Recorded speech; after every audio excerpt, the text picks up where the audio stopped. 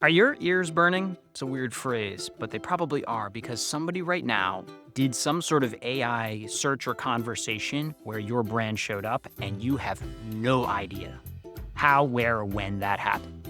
Except you might. And I'm going to explain that because I'm going to unpack the idea of your AI brand footprint.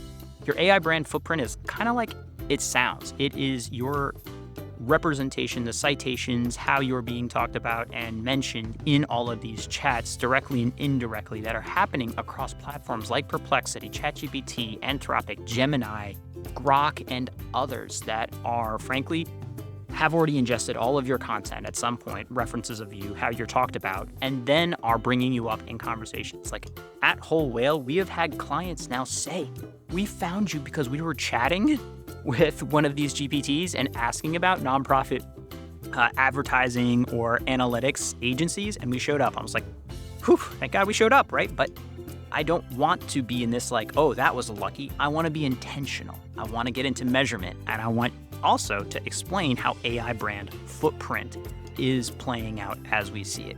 Sure, the optimization around this goes by many names of GEO or LLM optimization. It doesn't really matter. I want you to first start with measurement. And guess what? Google and Bing both don't give you stats on how and where you're showing up, but we've figured out a way of doing this, and we're going to show you how to do it.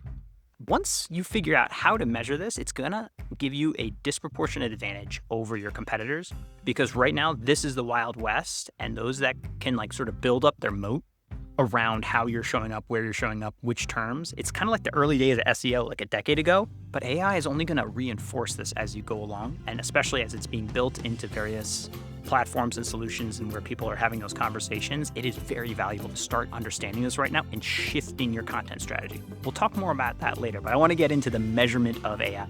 It's actually kind of simple. We figured it out when we saw the increase in traffic from certain source partners as the referral traffic that comes into your site through GA, Google Analytics 4.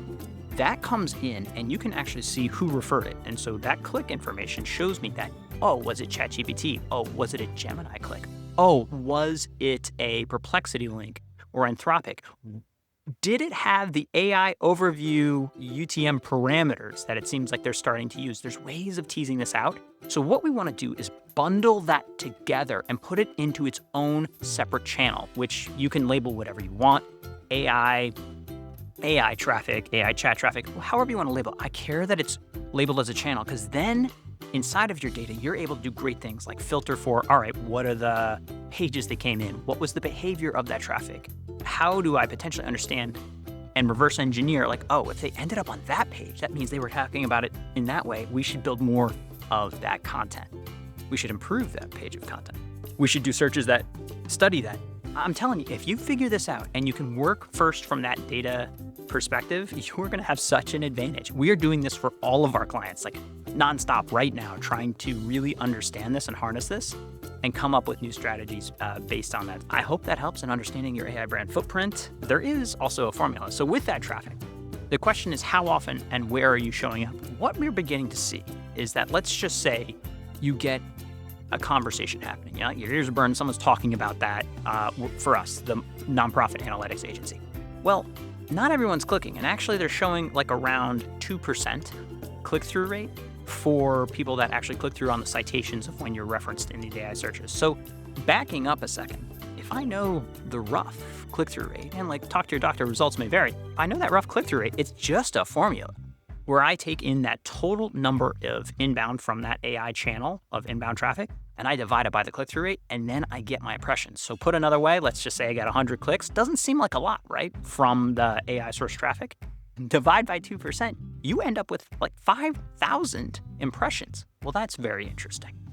That begins to give me this idea of, oh my gosh, yeah, my ears are burning, because we're actually being talked about a disproportionate amount, despite the fact that that number of inbound clicks is like negligible. Like, oh my gosh, that's like a good LinkedIn post. Like, pause for a second and realize there's a lot to unpack there, and you're going to have a disproportionate advantage over competitors, right? I hope that's helpful. Use it for good, though. Like, don't do evil stuff with that information. Like, hopefully all the evil people stop watching and there's only the good one, because that's how YouTube works.